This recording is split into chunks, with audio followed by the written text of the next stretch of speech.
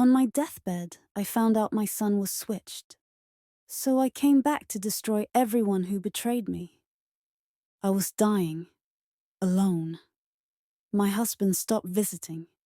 My son barely looked at me, unless it was to ask about life insurance. And just when I thought death was my only escape, I learned the truth. The boy I had raised for 17 years wasn't mine. He was the son of my husband's mistress, and my child. He was suffering somewhere, unloved, abandoned, forgotten. But life gave me one last chance. And this time, I came back smiling, because I knew exactly how to burn their world to the ground.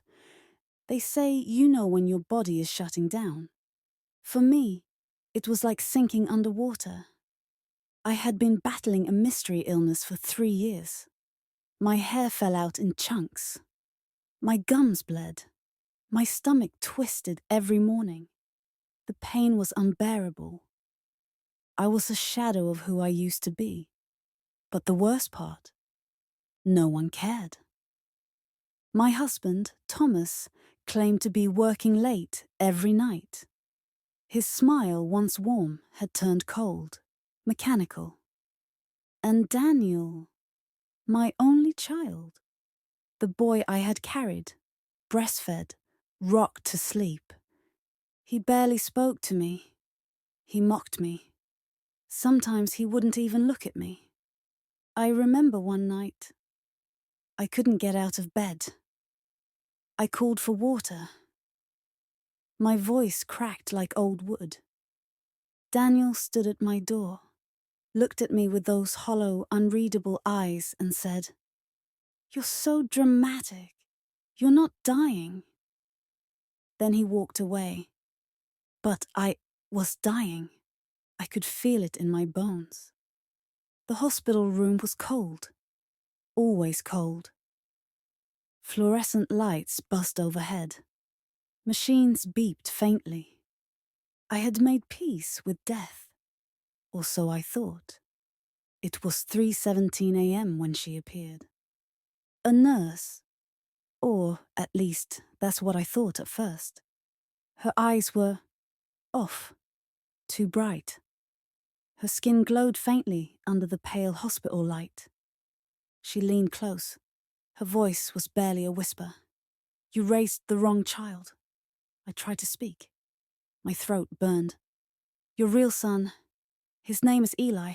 He's alive. But he grew up in pain. Alone." My heart pounded. My fingers trembled.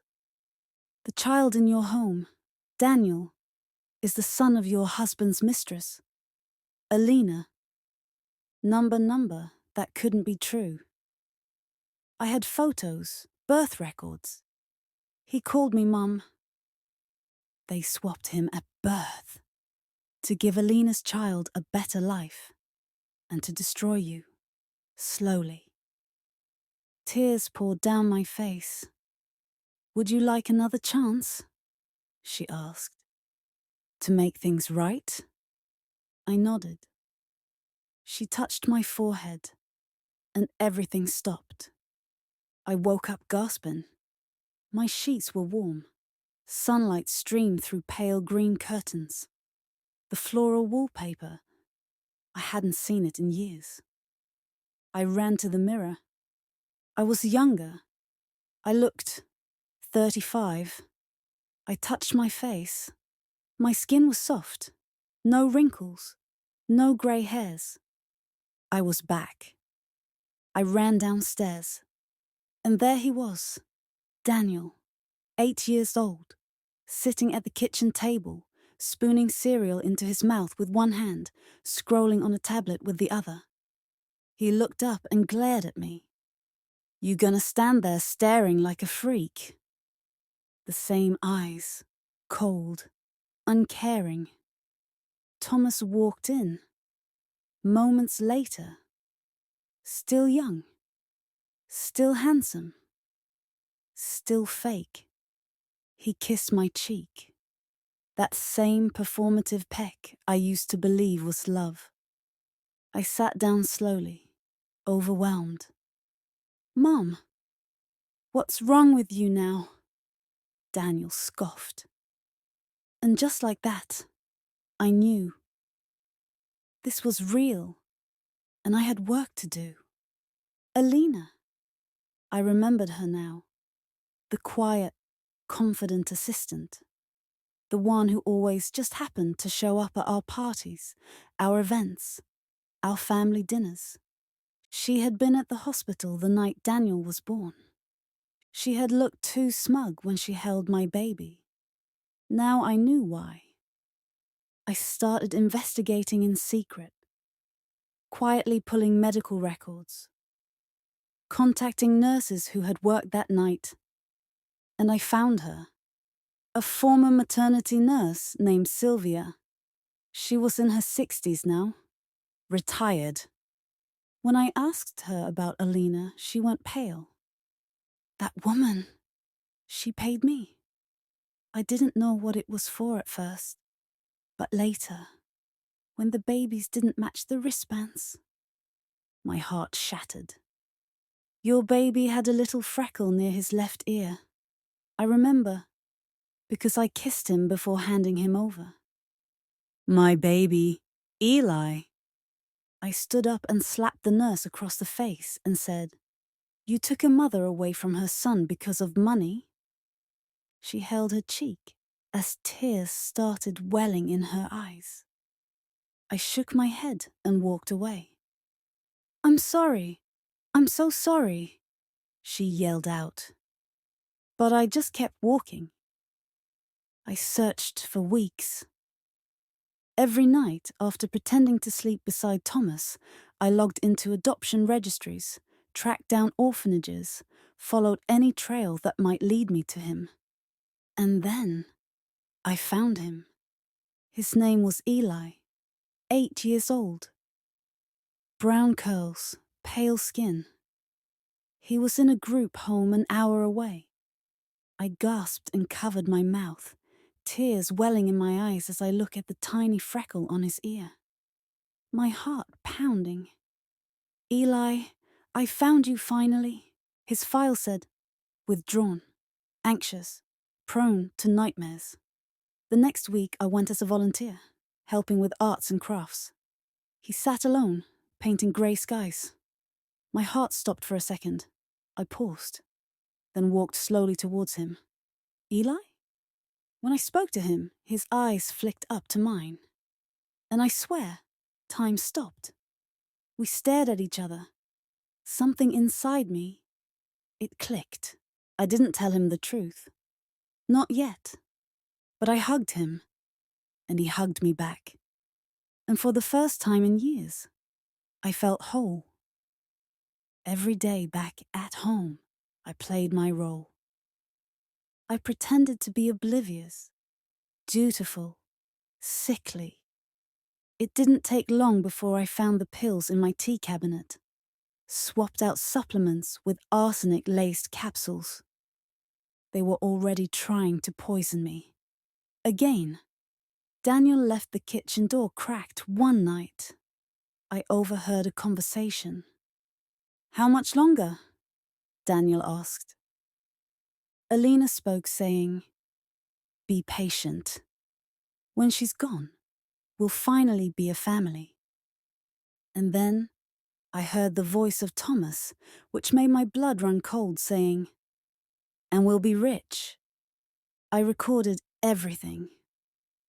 I replaced the poison capsules with harmless ones and started dosing them instead. Not enough to kill, just enough to weaken.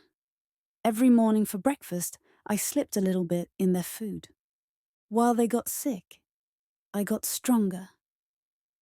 One night, I invited Alina and Thomas to dinner. They both looked uncomfortable, already nauseated from the tea I served. "Before we eat, I want to give you a gift," I said.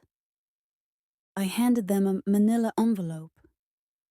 Inside, DNA results, photos of Eli, a recorded confession from Sylvia, and a full breakdown of the life insurance policy in Daniel's name. Alina went pale. Thomas dropped his glass. You can't prove anything, she snapped. Actually, I smiled. Pressing a button. I just did. Police lights flashed outside. She screamed and raised her hand to hit me, but I grabbed her wrist and pushed her back. Daniel jumped up from his seat and yelled "Mum" while consoling her. I scoffed. All this time he never showed me an ounce of care, but it didn't matter. I wasn't his real mum, and I found my son. Thomas kneeled down in front of me, shaking. Baby, please don't do this. She tricked me too. I never would have taken it that far. You know I love you. Love? As if he didn't kill me before. Who poisons someone they love? The police entered with their guns drawn and swiftly arrested them. Alina and Thomas were arrested for attempted murder, fraud, and conspiracy. As for Daniel, he screamed that I ruined his life. But I didn't care. I signed away my rights, and as both of his parents were in prison, he was sent away to live in a group home. I had already signed custody papers. My real son Eli was coming home. Eli moved in a week later. The first time he called me Mum, I broke down sobbing. We baked cookies. We planted a garden. We painted his room blue, his favorite color. He told me he always dreamed someone would come for him. I thought maybe my real mom didn't want me. No, I said, pulling him into a hug. She fought her way through time to find you.